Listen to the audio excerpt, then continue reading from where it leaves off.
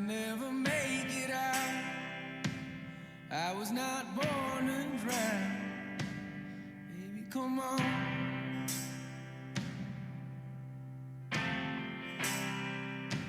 Forget what Father Brennan said. We were not born in sin. Leave a note on your bed. Let your mother know you're safe. And by the time she wakes, we'll have driven through the state. We'll have driven through the night. Baby, come on.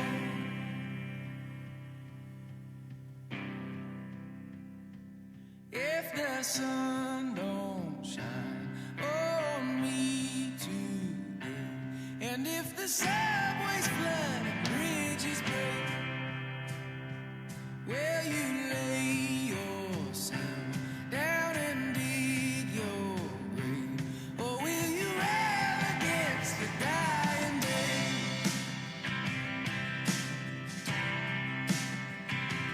And when we looked outside, couldn't even see the sky. How do you pay the rent? Is it your parents? Or is it hard work deep, holding the atmosphere? I don't wanna live like that, yeah. If the sun don't shine on me today, if the subways flood and the bridges break, so Jesus Christ can't save me tonight. Put on your dress, yes, wear something nice. Decide on me, yeah, decide on us. Oh, yeah, Lord, yeah, Lord.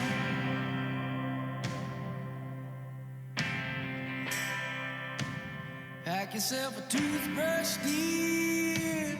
Pack yourself a favorite blouse. Take a withdrawal slip. Take all of your savings out. 'Cause if we don't leave this town, we might never make it out.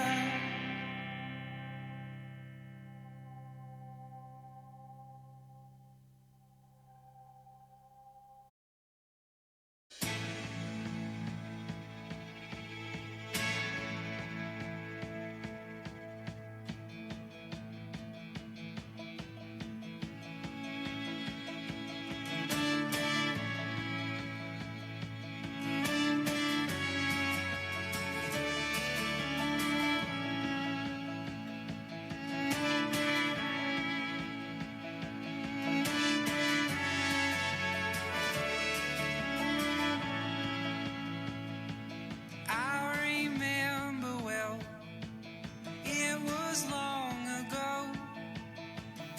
And it's true, there's things these photographs don't show.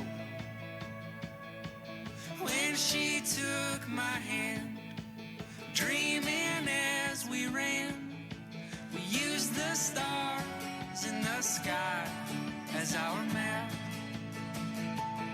singing, ooh, if you'll be mine, then ooh, we will climb, 'cause we belong here with the great Tetons. Well, we made our way up to the tree line when the clouds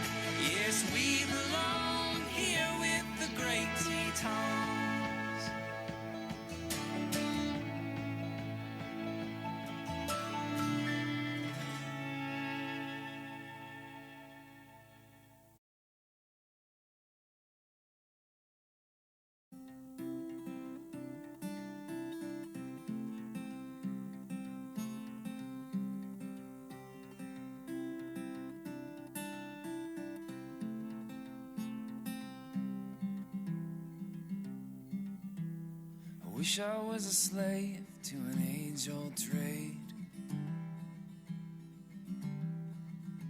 like riding around on rail cars and working long days. Lord, have mercy on my rough and rowdy ways. Lord, have mercy on my rough and rowdy ways.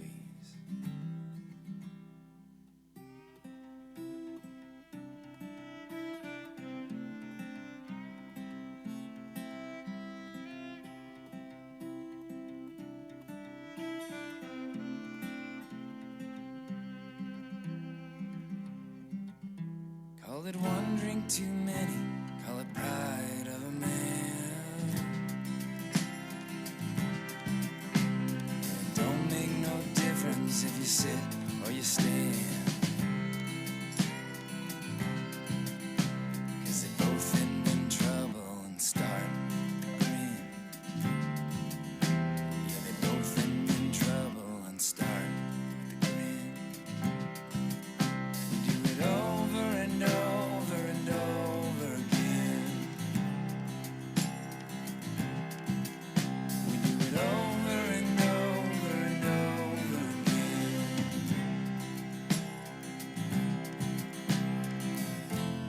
Oh, oh,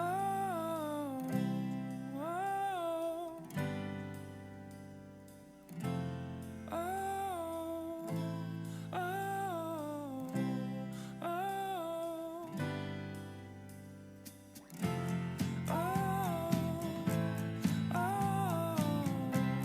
oh, I know there's California, Oklahoma, and all of the places I ain't ever been to, but down in the valley with whiskey rivers, these are the places you will find me hiding. These are the places I will always go. These are the places I will always go. I am on my way, I am on my way, I am on my way back to where I started. California, Oklahoma, and all of the places I ain't ever been to. Down in the valley, whiskey rivers, these are the places you will find me hiding.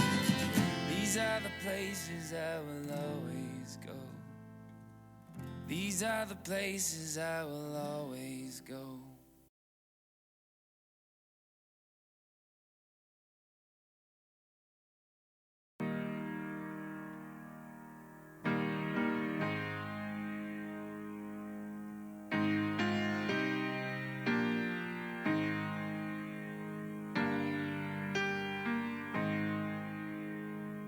I wish somebody would've told me, babe, that someday these will be the good old days. All the love you won't forget, and all these reckless nights you won't regret. Someday soon your whole life's gonna change. You'll miss the magic of these good old days. I was thinking about the band, I was thinking about the fans. We were underground, loading merch in that 12-passenger van, in a small club in Minnesota, and the snow outside of First Ave. I just wanted my name and a star. Now look at where we at, still growing up, still growing up. I would lay in my bed and dream about what I'd become. Couldn't wait to get older, couldn't wait to be some. Now that I'm here, wishing I was still young. Those good old days. I wish somebody would've told me, babe, that someday these would be the good old days. All the love you won't forget, and all these reckless nights you won't regret. 'Cause someday soon your whole life's gonna change. You'll miss the magic of the good old days. Wish I didn't think I had the answers. Wish I didn't drink all of that blast first.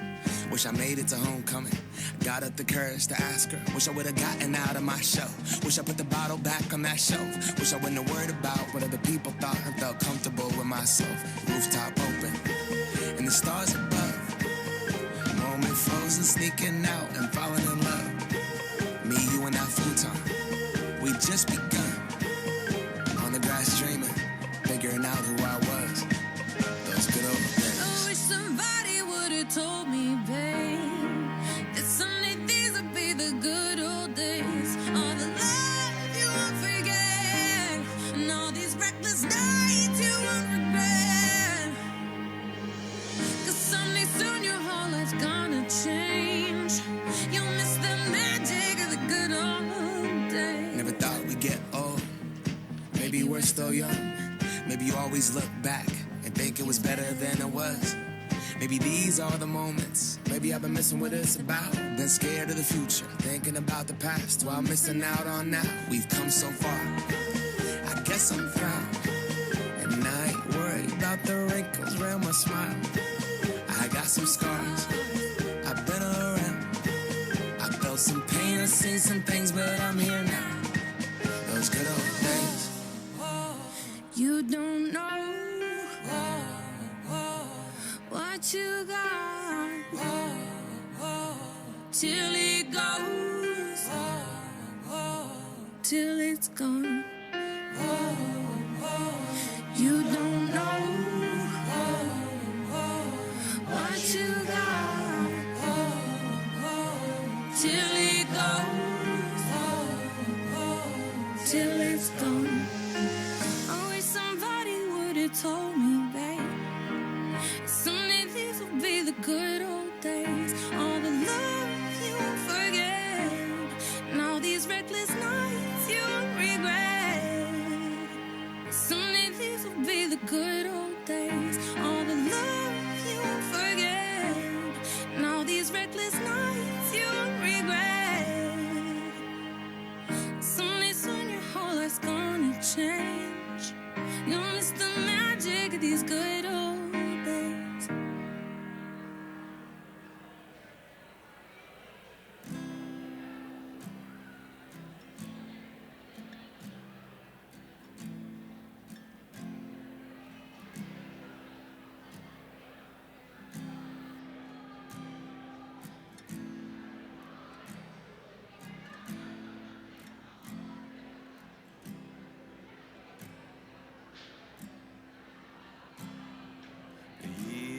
From now, we'll all be gone. All our friends will move away, and they're going to better places. But our friends will be gone away.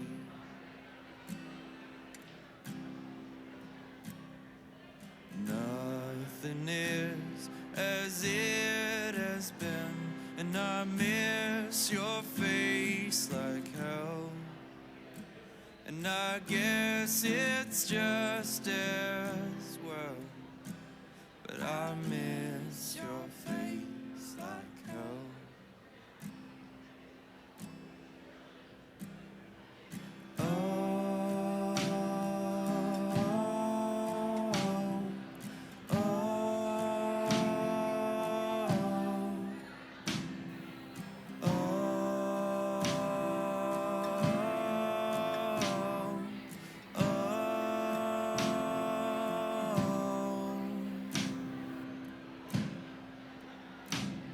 Been talking about the way things change,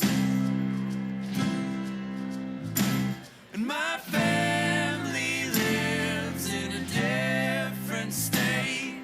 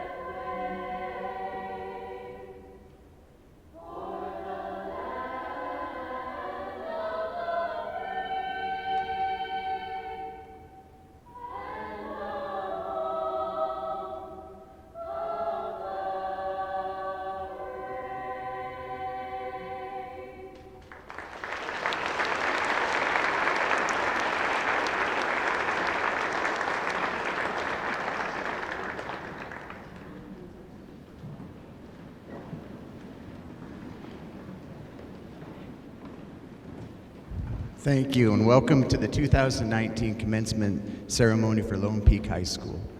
I'm honored to be joined on the stage today by School Board Chairperson Lauren Bow, Lone Peak High School Principal Alex Ide, Les and Anne-Marie Craig, commencement speakers, and faculty speaker Tony Coppola.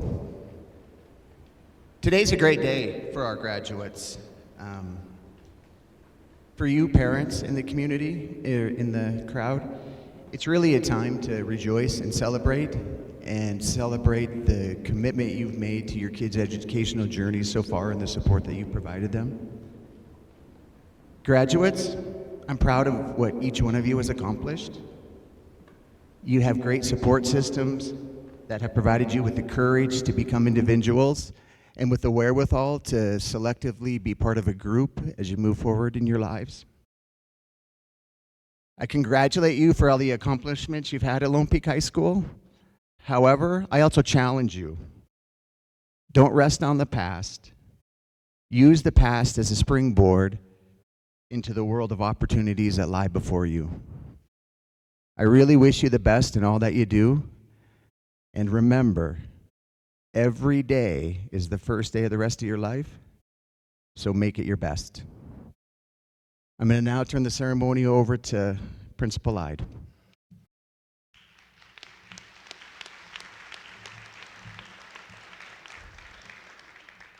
Thank you very much, Dr. Shipman. Today we're here to celebrate our senior graduates, but we also can share a few things in celebration in that we're in our 10th year now as a Lone Peak High School. We also were nominated and recognized as the very best high school in the state of Montana by U.S. News and World Reports in their most recent report, so congratulations to us. Yep.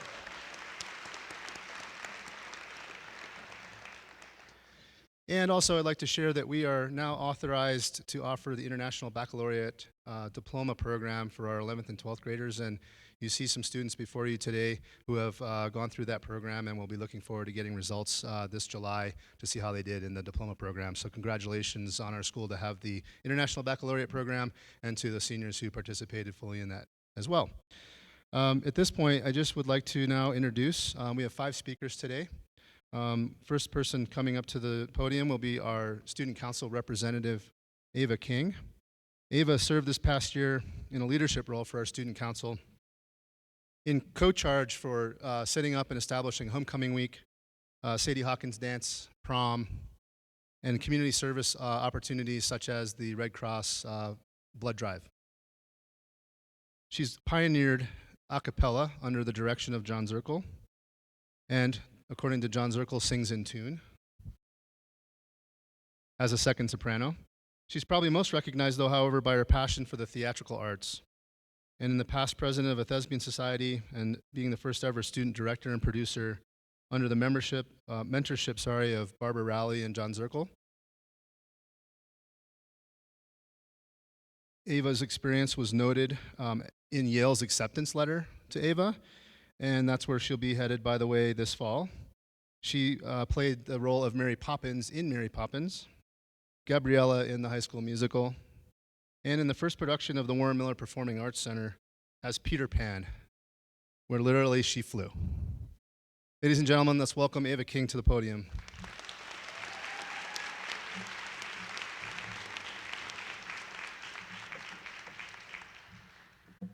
Hello, everyone.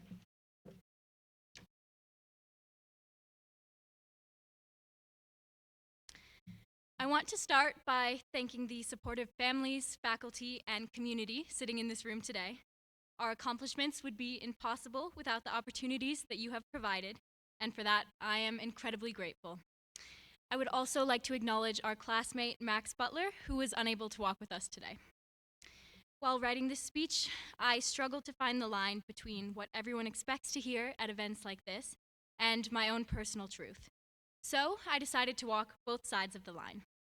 I'm going to talk to you today about what high school meant to me in the past, what it means to me now, and the importance of choosing to be exceptional.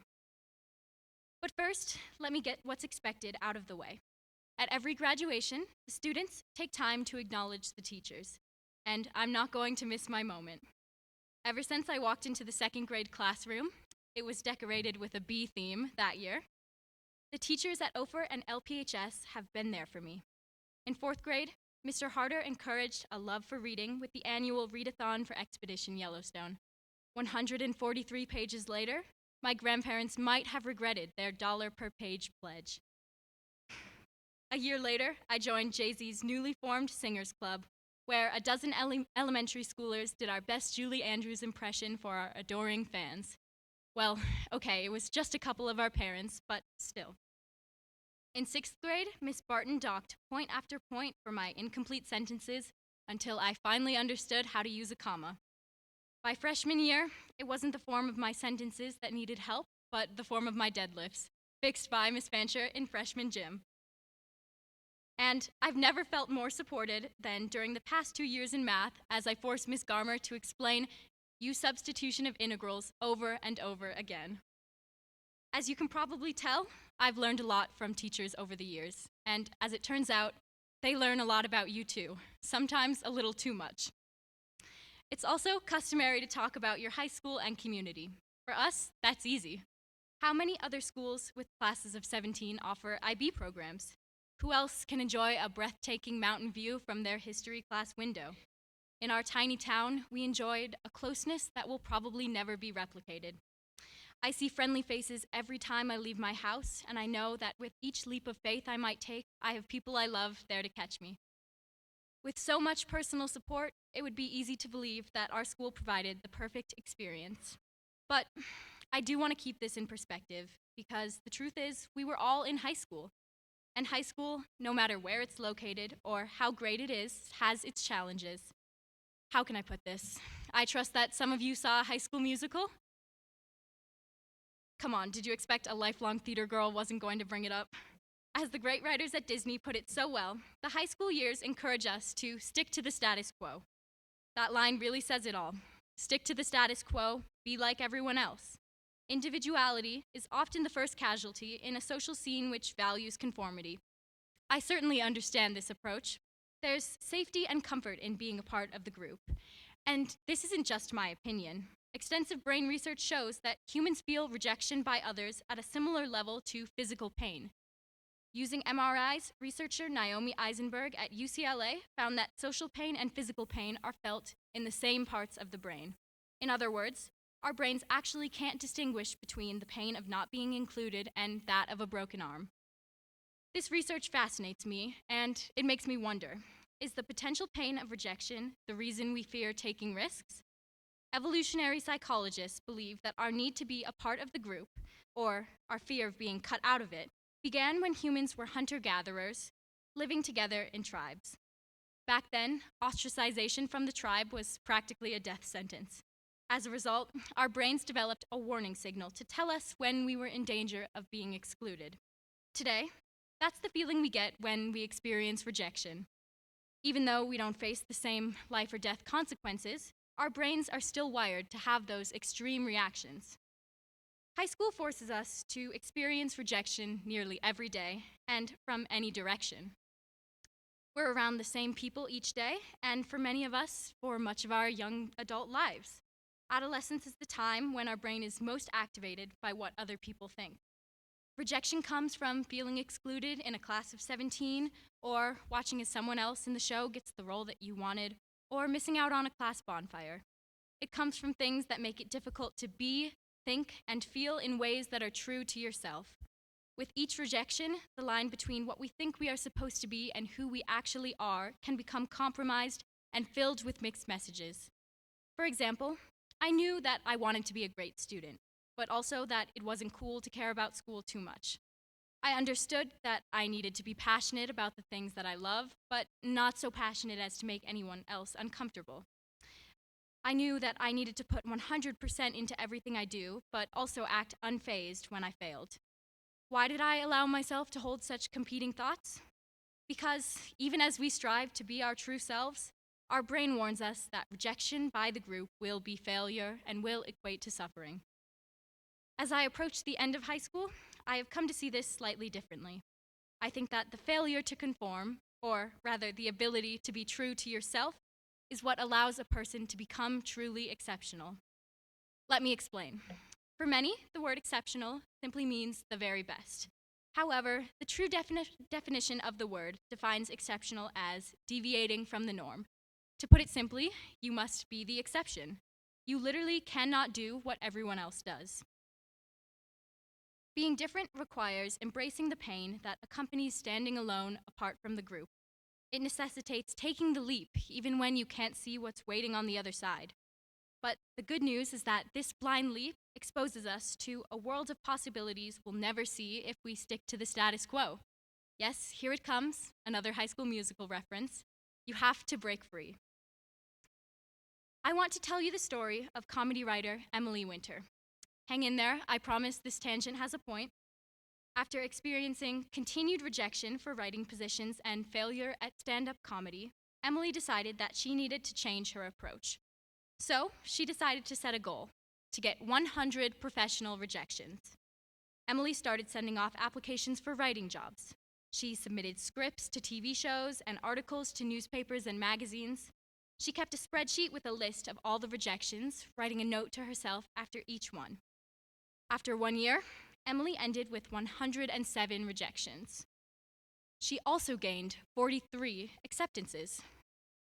Emily taught herself that the point is not to succeed 100% of the time, but to give yourself every possible opportunity. Too often, the fear of rejection means that we don't even try. I know this is easier said than done. No matter how common, rejection never stops stinging. But it's my belief that the ability to embrace rejection and take the risk of pain is what will make each of us sitting on this stage truly exceptional. My wish for all of us is that we each find a future and a place that encourages our individuality, even when it separates us from fitting in with the group. I hope we take risks. I hope we get lots of rejections. And I hope that in these opportunities that only reveal themselves when we put ourselves out there, that each of us finds and embraces what distinguishes us from each other. In doing so, I hope we can truly own our exceptionalism. It takes courage to be the exception, but I have faith that the end result will be worth it. In the words of Jack Kerouac, great things are not accomplished by those who yield to popular opinion. The years of self-discovery are looming, and it's up to us to seize them. Let's do exceptional things. Thank you.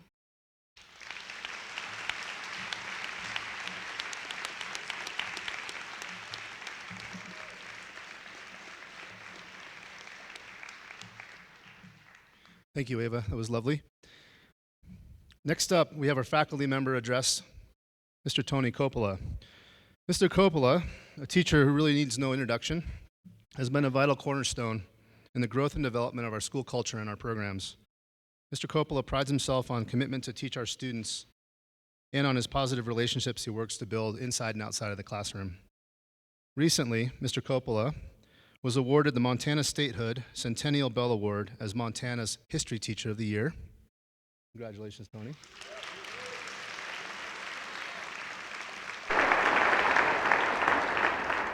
He was recognized to receive this award and this honor through having a passion for sharing Montana's history, is coordinator and advocate for Indian Ed for All programs, and is a strong supporter for teaching students civic duties through Montana American Legion Oratory Contests, Girls and Boys State, and our annual Grade 8 trip to Washington, D.C.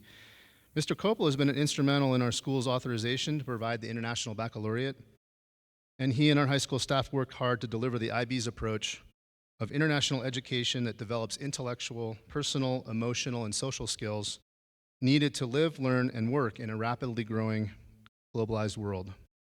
Lastly, Mr. Coppola has contributed much to our high school fall expedition program, where, as you'll hear later from our seniors, Mr. Coppola has helped to encourage connections to our local and regional practices of sustainability stewardships while in the backcountry. Please welcome Mr. Coppola.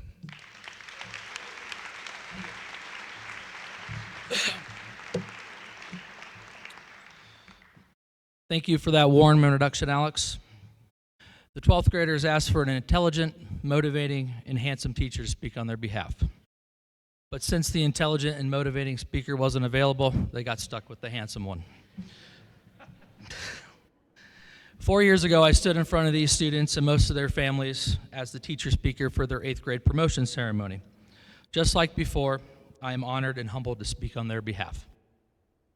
But before I get to all that, I'd like to thank and recognize all the teachers, the administrators, the friends, the families, the grandparents, the aunts, the uncles, and everybody that's here on the behalf of these students today.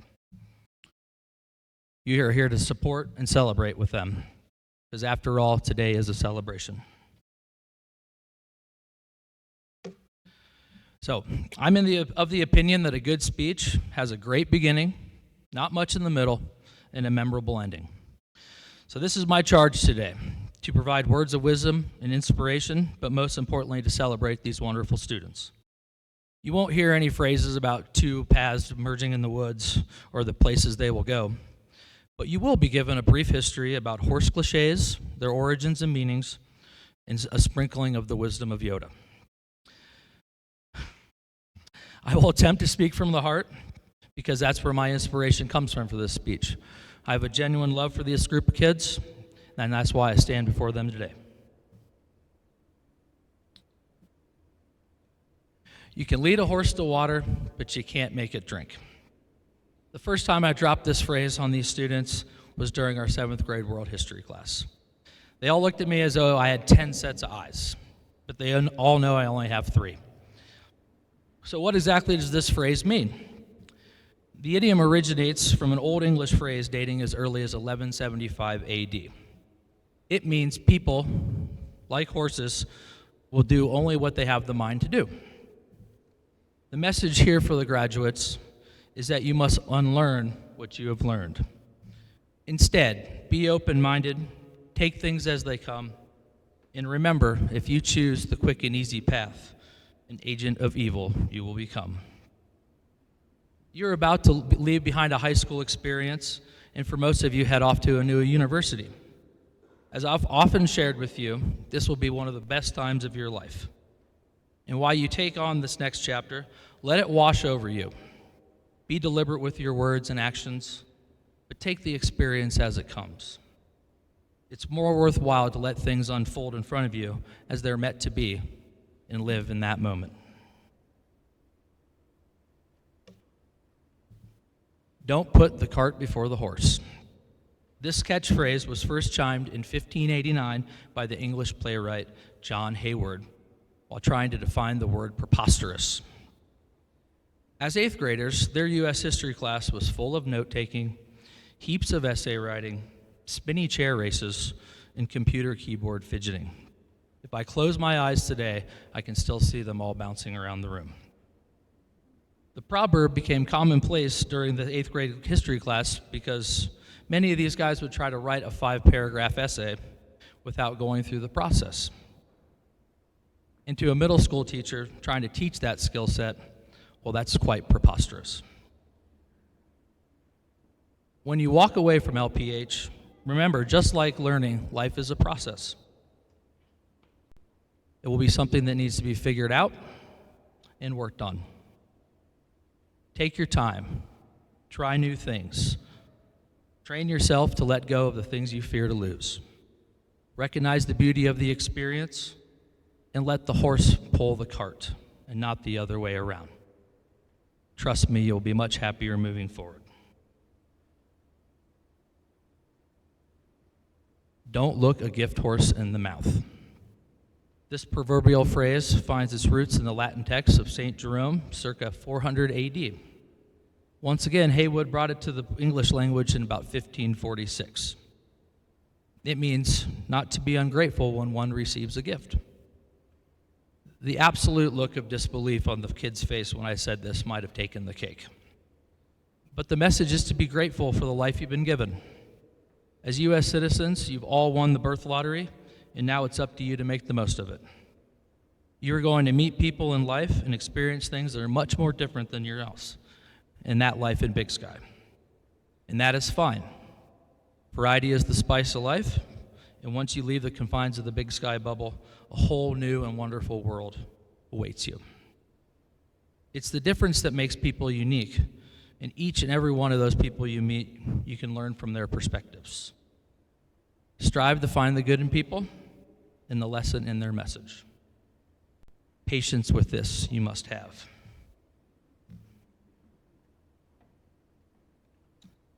All right. Don't beat a dead horse. By now, most of you in the audience are thinking maybe I should have followed my own advice. This idiom becomes commonplace in the English language roughly in the late 18th century. And it commonly means one should not waste time on something that is already finished. Now, I know for a fact I said this way too much to these guys.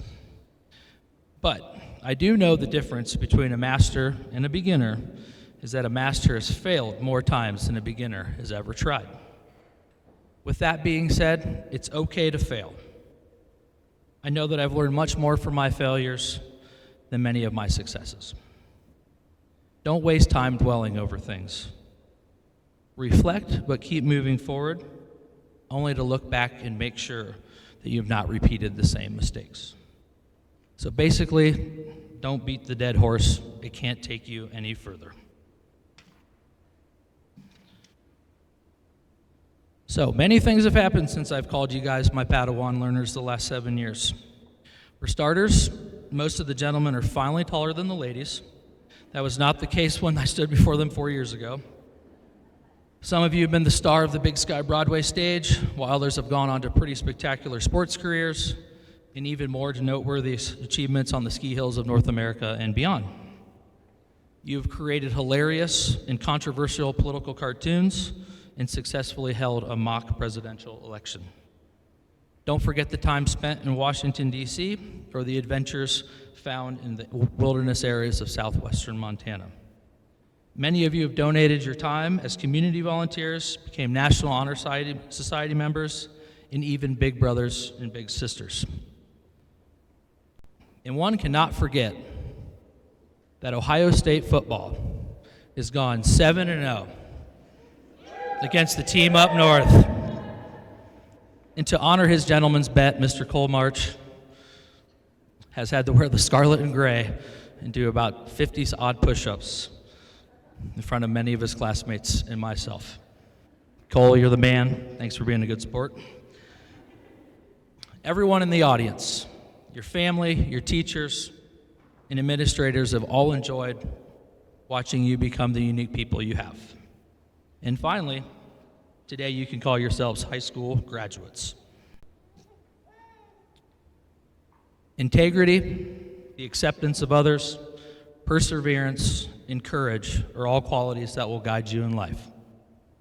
Mind what you have learned, save you it can.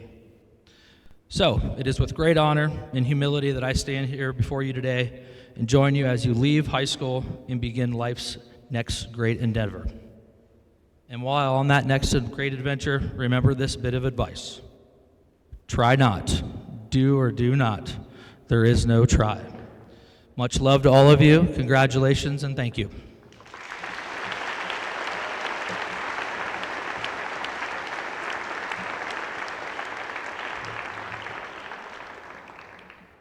Thank you, Mr. Coppola. I will now invite our valedictorian, Mr. Kolya Bao, to the stage. Kolya has earned the title of valedictorian by taking the most rigorous program of study here at Lone Peak High School, and as an International Baccalaureate diploma candidate, finished his high school tenure with an impressive GPA of 4.23.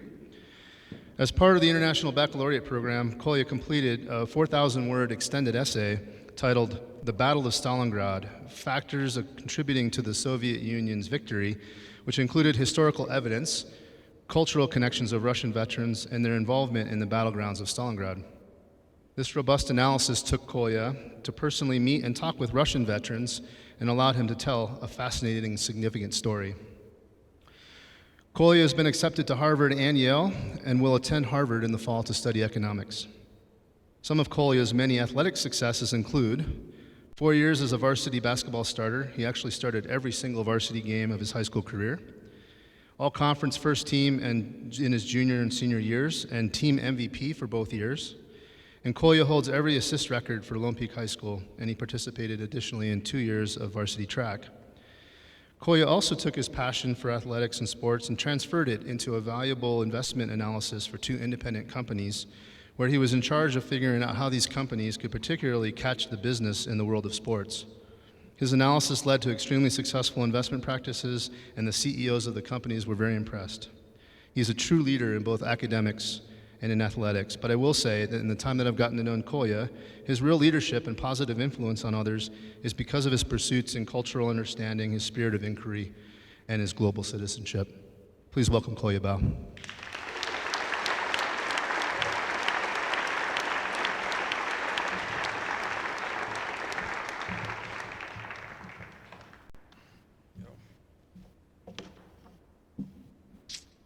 All right. So, thank you, Mr. I. That was a great introduction. I mean, I'm speechless after that, but it's an honor to be speaking here today on behalf of the Lone Peak High School class of 2019. It was a spring day 10 years ago when the first ever public group gathered in this very gym. Community members, teachers, school board members, and even a couple of state representatives were in attendance. While Governor Schweitzer spoke, Cody Clack, Sam Johnson, Max Butler, and I ran outside in t-shirts that read "Brand New School, Brand New Day."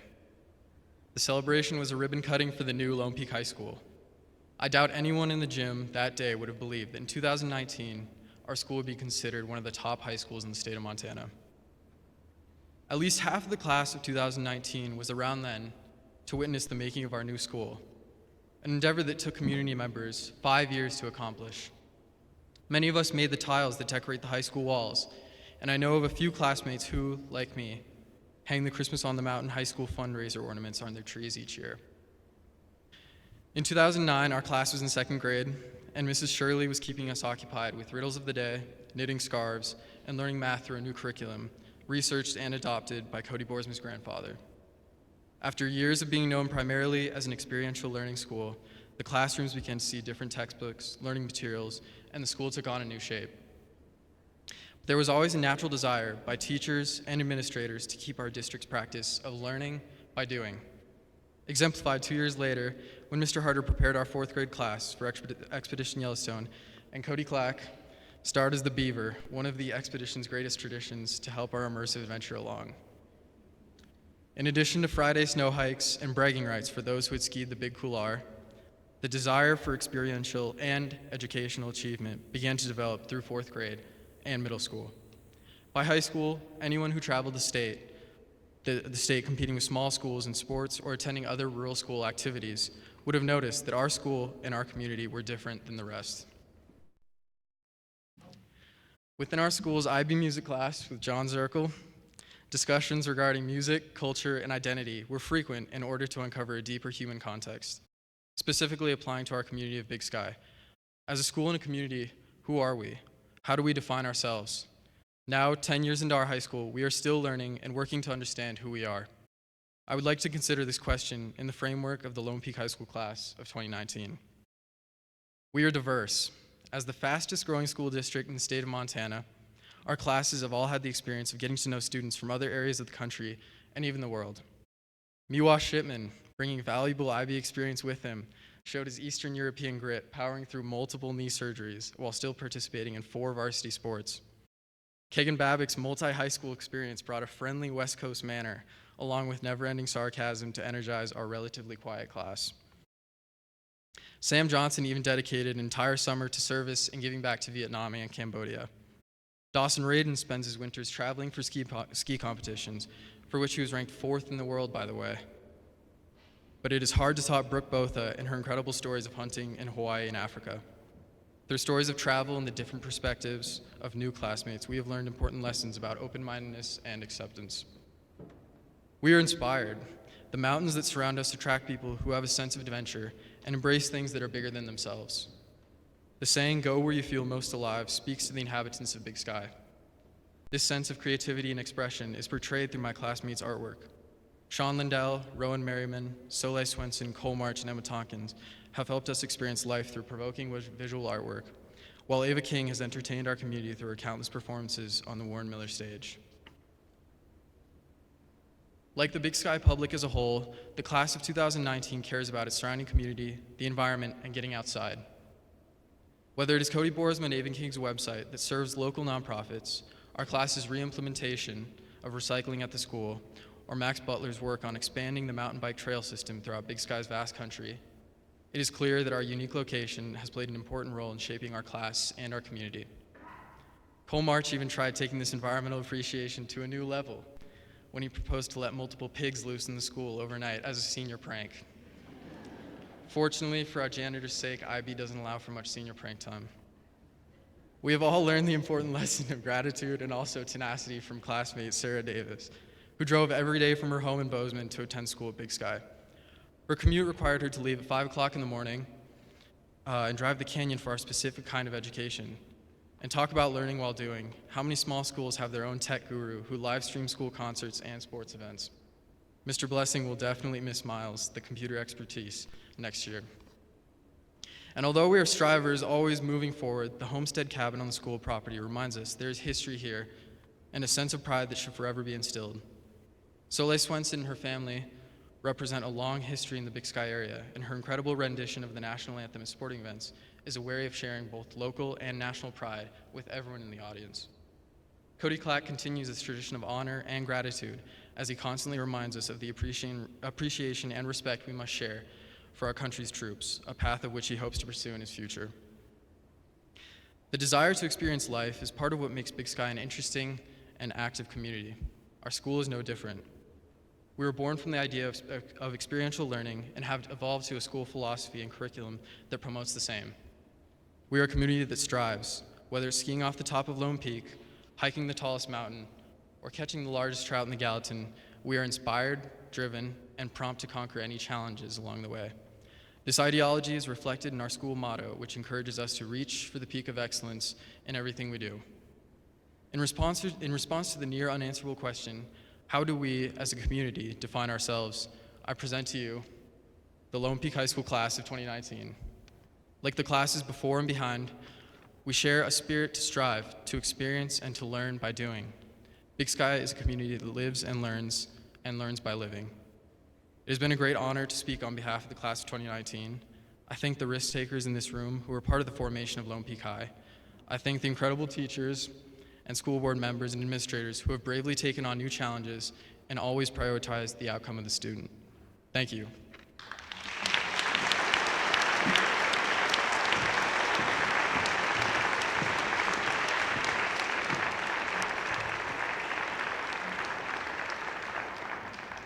Thank you very much, Kolya.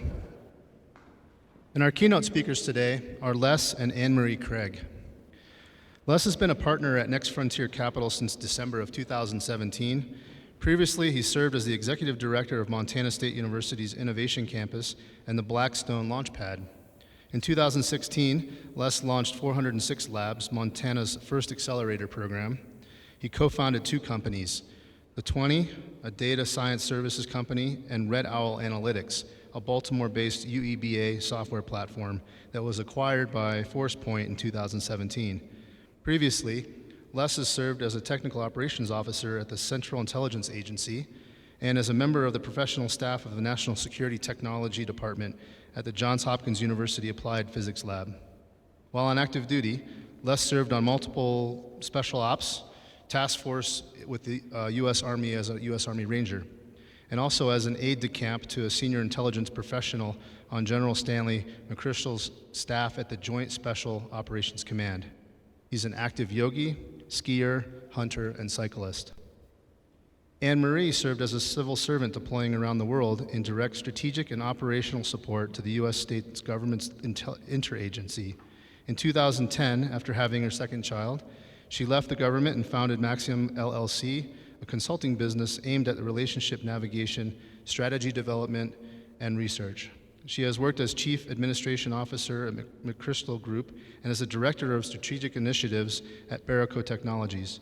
Her clients include Deloitte and General Dynamics, and Anne-Marie feels blessed to have not just served at the tip of the spear, but also have married into it. She believes it provides her a unique understanding for the work she currently does at the Commit Foundation, which is an organization she founded to create serendipity for post-9/11 veterans as a transition from active duty to civilian life. Anne-Marie is gifted at connecting dots for our veterans and works to grow the enduring relationships necessary to enable real success.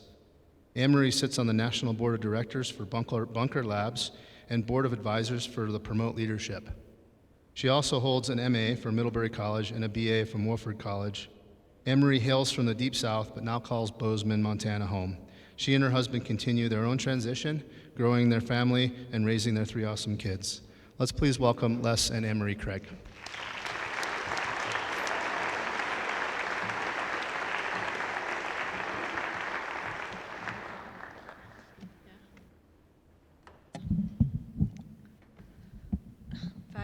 Five feet tall, 5 feet short. You want to move this down for me? You got it. Thanks. All right. That's why I'm up here, for the mic. Yeah. Awesome. Good afternoon. As the daughter of an IB school teacher, it is an honor to speak to the first graduating class of the IB program at Lone Peak High School. In my hometown, I witnessed firsthand how an IB program can uplift individuals, but more importantly, how it can uplift a community and empower it. Last Thursday, I had the opportunity to meet Lone Peak's senior class, and after introductions, we dove into some questions. I asked about what they feared at the moment, what they were excited about, what they will miss, and what they would want their families and friends to know and feel today. Moms, dads, grandparents, teachers, friends, be proud of your graduates. They want you to be. They are grateful for all you have done to support them. They told me so. They are going to miss their family, their friends, their dogs, and this amazing state. They are excited, but also nervous about making new friends and having independence. We then talked about the power of breaking out of the day-to-day, the breaking out away from the norm. I reminded them to be extraordinary so that extraordinary things will happen. And in my closing comments, I finally felt a shift in the room. I brought up the words values and vulnerability, and I felt them hone in. If I could share anything with you as you embark on this journey, this transition from old to new, it is to identify your values and ensure that everything you do and everyone that in your tribe embodies those values. Values are a way of being or feeling that you hold important. Values are intangible things that when they exist in your day, they will fill you up, and when they are missing, you will feel the gap. Values enable us to lead with principle, and they help us navigate difficult times. Identify your values and live them. They will be your North Star. I have to admit that I don't remember who spoke at my high school graduation, and I certainly don't remember what they said. So Les and I took today's invitation seriously. I thought long and hard about what I had in common with you and what I could leave you with in a few minutes on a Saturday in June. And one thing that kept coming back to me was the year 2001. Parents, your lives were changed as you brought new life into this world. Graduates, your lives were changed because you began them. For Les and me, on September 11th, 2001, our whole selves were called to serve and live a principle and values-based life. One of my favorite researchers, Brene Brown, says daring leaders who live into their lives, live into their values, they're never silent about hard things. Based off my time with you week before last, Les and I realized that we have some hard things to talk about with you today. Oh, thanks, Anne-Marie. I get to talk about the hard things? Thanks for leaving me the hard things. So what we're going to talk about, to kind of wrap this up, is, I think, an unexpected topic for graduation commencement. We're going to talk about fear and failure. And given your desire to hear authentic advice from the perspective of real-world stories and experiences, that's how I'm going to approach it. So I'll begin with a story about fear, starring a terrified young man. It was June of 1999, almost exactly 20 years ago. A high school graduate sat in the seats of the Warner Theater in Erie, Pennsylvania, and he had been accepted at a handful of great universities, Notre Dame, Duke, Cornell. But what mattered most was where he had been rejected. He didn't get into Harvard. He didn't get into Princeton. And those failures are what just wore on him at graduation. Similarly, he was afraid of how the next chapter would unfold. Everyone told him that he was destined to be a success, but he was petrified. All he could think about as he sat in the seats at graduation was the future. How would it unfold? What would he have to do to achieve this mythical status of success? And how would he get there? How would others judge him along the way? How would he be measured? And what day in the future would he finally get there? Fear and failure removed me from being present at my high school graduation 20 years ago. Which is why I want to emphasize that today is a day we should be celebrating each and every one of you without consideration of the past or prospect of the future. We should be celebrating you because of who you are today, and we should be encouraging you to live your lives in a way where you celebrate the now, always. Cherishing the people and the memories that you are making right now. When you practice presence in your life, you'll eliminate the concerns and regrets of the past, and you'll eliminate the fears that you have for the future. You'll be content with who you are in the world, because ultimately it never will matter what you do. The only thing that will ever matter is who you are. The unfortunate challenge that every graduate is going to face is a movement away from the most core and the most beautiful part of the first 18 years of your life. Because during this first chapter of your life in beautiful Big Sky, Montana, you've not been in control of where you live or what you do or what your parents do. You simply focus on being you. The decision to attend college or get a job after high school is the first time in your life when you start to pivot the focus towards the what. And what I read from your conversations with Anne-Marie is that many of you are already obsessed with that, with the what of college, and next it'll be your job, and then your career, and then what neighborhood you live in, and all those other things that you just have to keep up with, right? It never ends. But if you have the determination and the desire to achieve the what, that's a good thing. You want to have that drive. But what's sad is when you let the what you do get in the way of who you are. Chasing the what is a scary and fearful path to follow, which may be why some of you are feeling that. So if you keep perspective on who you are and the what's that are inside of you, what makes you smile, what makes you feel accomplished, what do you love to do, the what's inside of who you are the things that you can't measure or you shouldn't compare to other people. And when you're finally comfortable with that, you're able to enjoy your life. You'll be able to enjoy the moment and be present in the moment, and you'll stop fearing the unknown. You'll stop worrying about the future. So I encourage you on graduation day to set an intention to practice presence.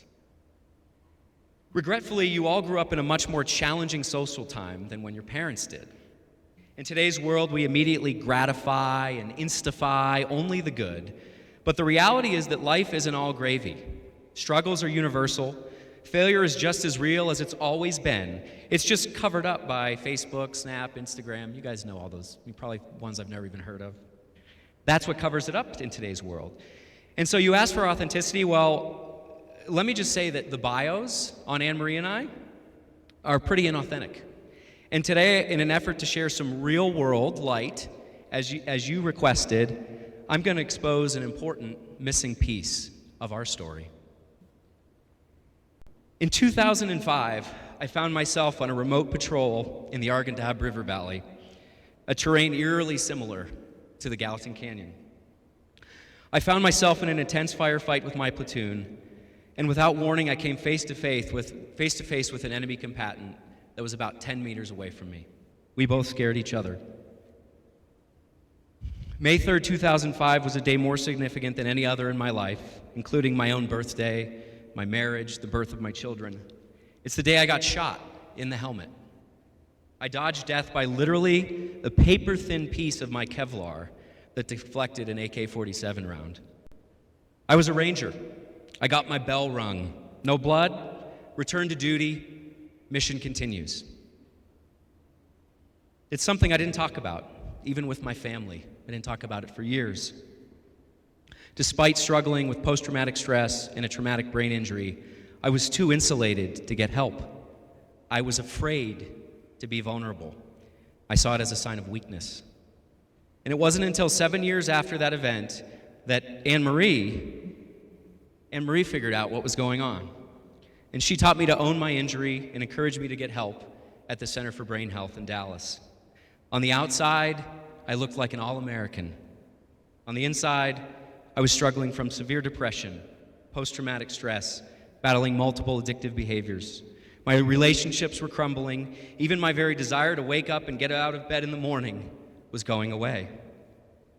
Anne-Marie and our children, they helped pull me out of a dark hole that I created for myself, all because I was afraid to be vulnerable.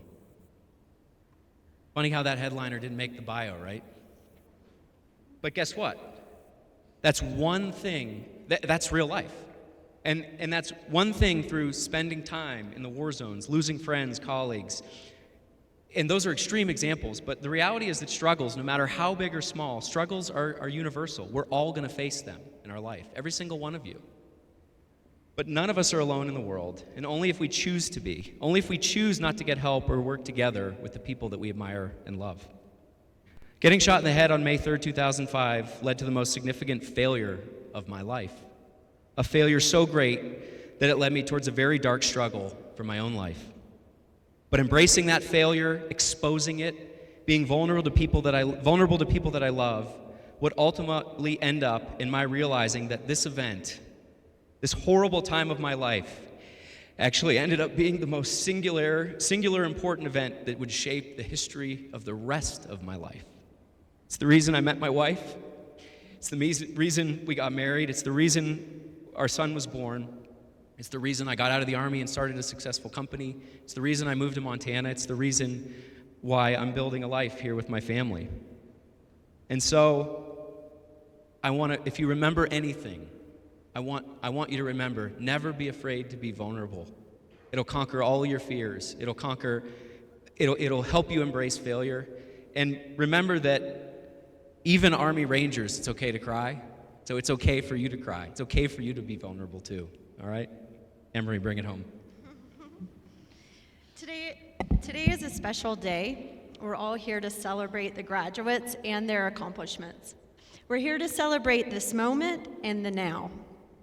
If there are fears and failures ahead, that's okay. Les and I are honored to have addressed your class, and our graduation wish for you is that all of you will approach your bright futures with values, presence, and vulnerability.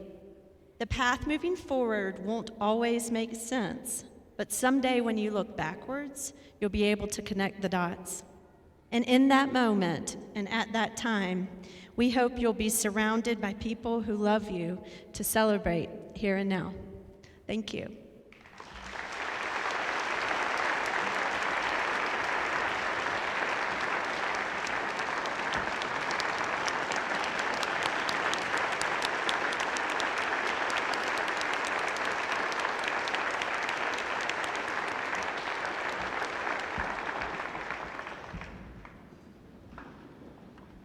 Thank you, Les. Thank you, Emery. And thanks to all of our speakers today for your exceptional words of advice. We really appreciate the personal insights and hope very much that you as graduates-to-be will take them to heart. It is now my privilege to begin awarding diplomas. The way this will work is we'll call each senior up alphabetically by their last name. They will be presented with their diploma. When they come up, we'll have a short slide up there for you all to see a picture and where they're headed to college and what they're up to after they graduate. They will proceed off the stage and back to their seats. When all the graduates have completed that process, we will ask the graduates to stand. Our band and our a cappella group will then help us sing our alma mater, and the words are in the program if you don't know it yet by heart. And then we will confer upon the graduates the official status of their graduation, and we'll present you with our graduates. So let's begin. Keegan Babick.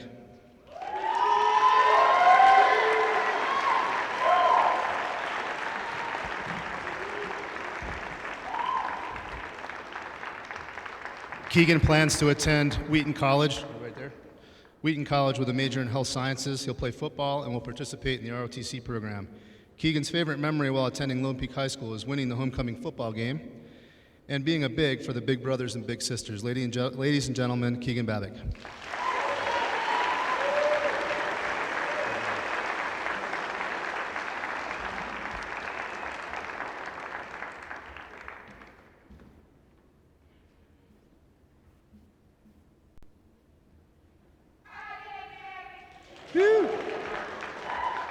Cody Boersma.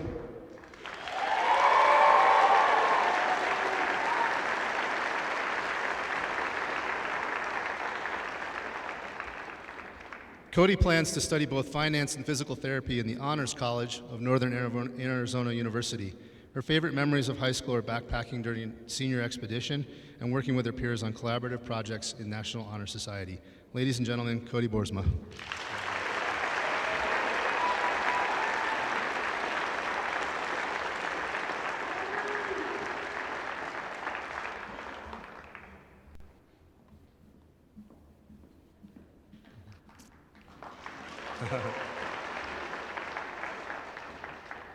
Brooke Botha.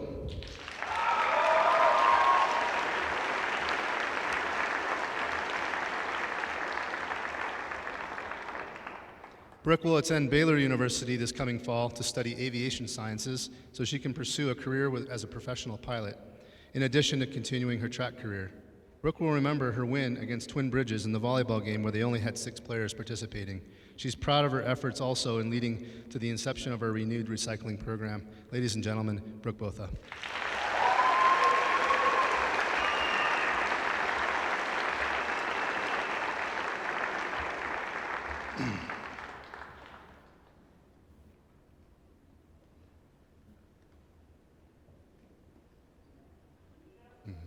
Yeah.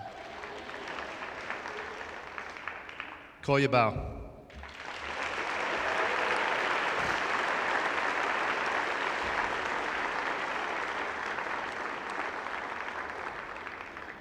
Kolya will study economics at Harvard this fall. He is particularly excited about his time on a field trip with Dr. Bump and Dr. Isley where they studied sustainability and environmental studies. Kolya is pleased with his work on the recycling project and is excited to see it continue in the future. Ladies and gentlemen, Kolya Bao.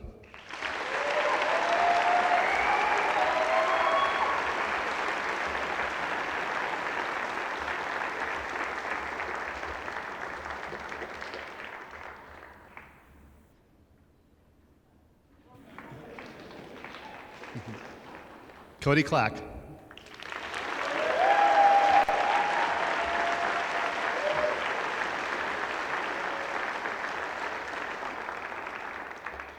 Cody will serve our country through joining the United States military, specifically the Army. Cody's very happy that he's finished high school and that he was able to run with Lone Peak High School track program. Ladies and gentlemen, Cody Clack.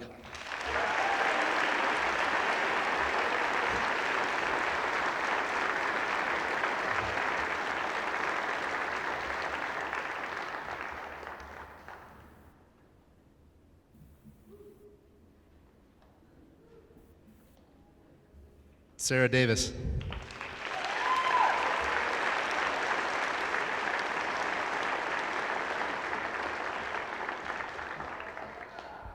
Sarah plans to study interior design at Gallatin College. She'll take away fond memories of her time spent on fall expedition with her classmates and was pleased she could participate as a big in Big Brothers Big Sisters. Ladies and gentlemen, Sarah Davis.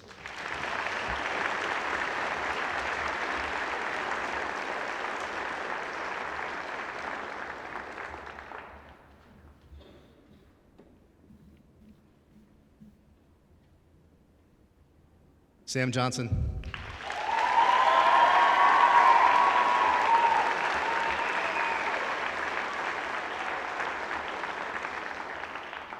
Sam will attend the University of Georgia this fall where he plans to study international affairs. He will never forget how fun the Lone Peak expeditions were, and he will finally look back on his service trip to Ecuador to help teach English and build houses there in rural villages. Ladies and gentlemen, Sam Johnson.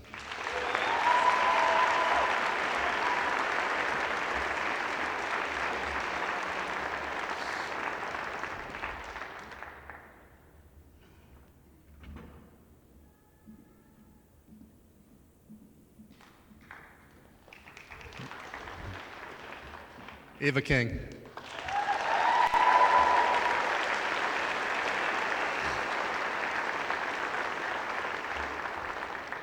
Ava plans to study ethics, politics, and economics at Yale University this fall.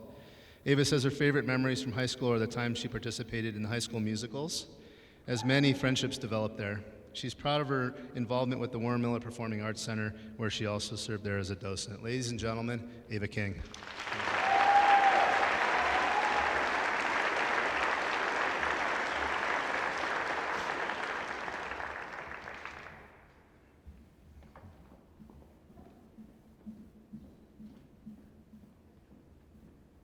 Sean Lindell.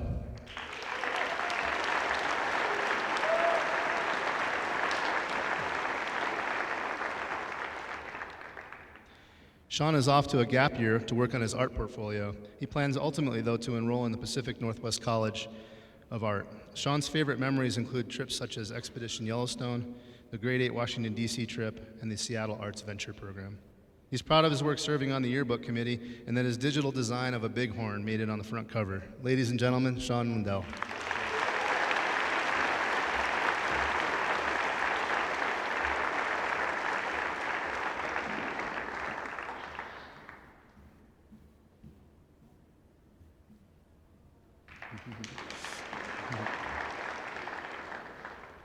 Cole March.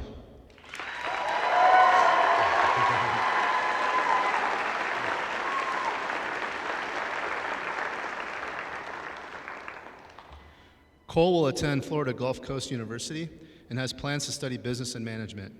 Cole greatly enjoyed playing basketball and football during his time in high school and says that he's proud that he worked to create the renewed cycling program here at our school.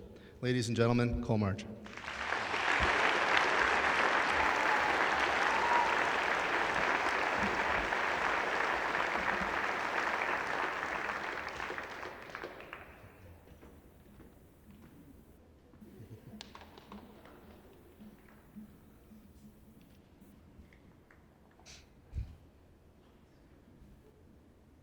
Rowan Merriman.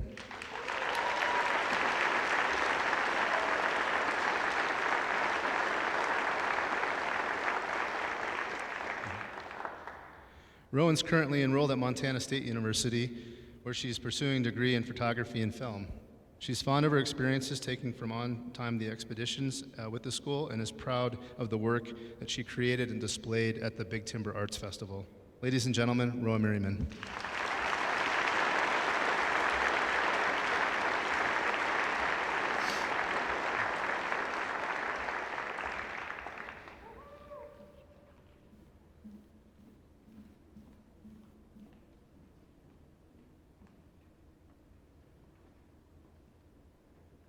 Dawson Radin.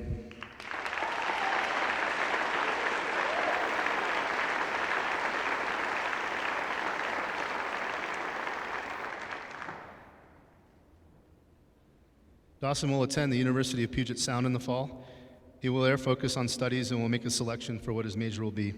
Dawson very much enjoyed the school's ski days, and he is proud that his family were able to serve and foster kittens and puppies through the Heart of the Valley Animal Shelter. Ladies and gentlemen, Dawson Radin.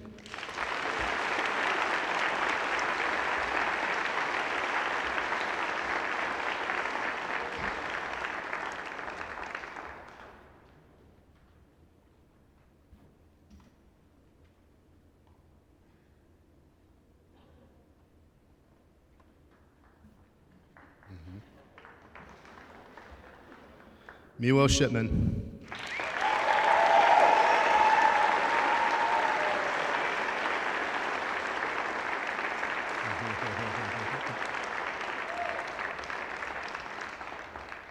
Miłosz just headed overseas to study Polish language, literature, and culture at Jagiellonian University in Krakow, Poland. Miłosz is happy that he was able to play sports with his teammates through his high school tenure and is proud that he was part of a small team that helped rebuild and revisit our recycling program here at school. Ladies and gentlemen, Miłosz Shipman.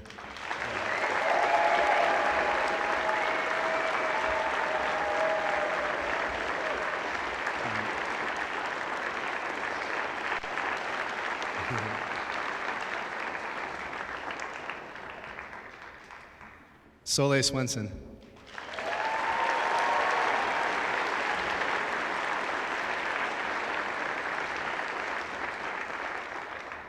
Soleil will attend Eastern Washington University, where she has plans to study occupational therapy. Soleil says that one of her favorite memories here at high school was the time spent on outdoor expeditions. She's proud of her accomplishments in volleyball and can't wait to continue the opportunity in college. Ladies and gentlemen, Soleil Swenson.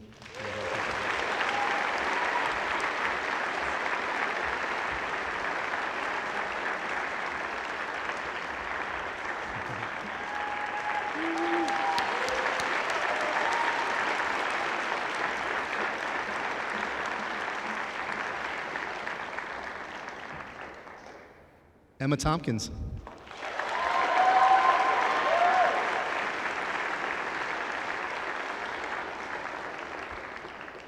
So Emma's on to continue her artwork and studies at Montana State University, where she will enroll officially in the art department. She remembers fondly her time with her friends and thanks her teachers for helping her through the years. Ladies and gentlemen, Emma Tompkins.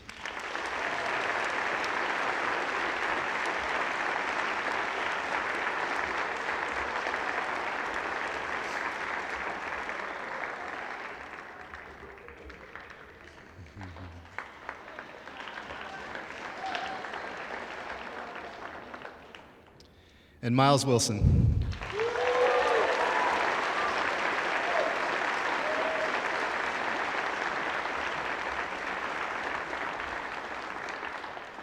Miles is headed to California State University at Chico to study computer science. He says he has too many great memories from school to count, but he's certain that the acts of kindness from his teachers and friends top the list. He's proud of his time spent working on the live stream and newscast teams as well. Ladies and gentlemen, Miles Wilson.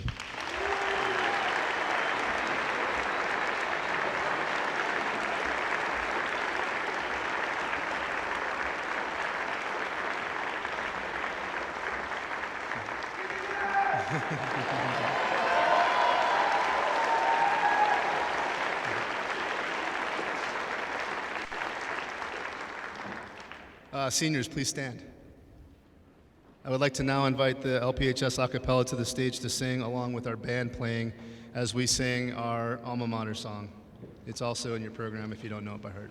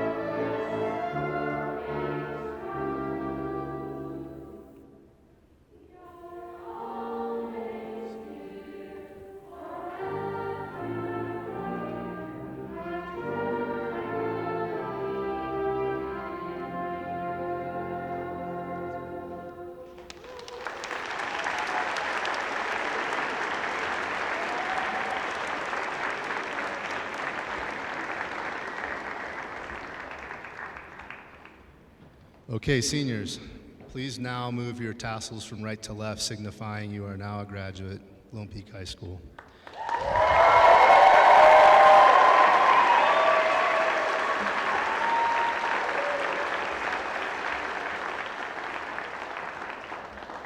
And so, upon the recommendation of the district and by the authority of the administration of Lone Peak High School, we confer upon each one of you the Lone Peak High School diploma. Ladies and gentlemen, I now present to you our graduates, class of 2019. Congratulations.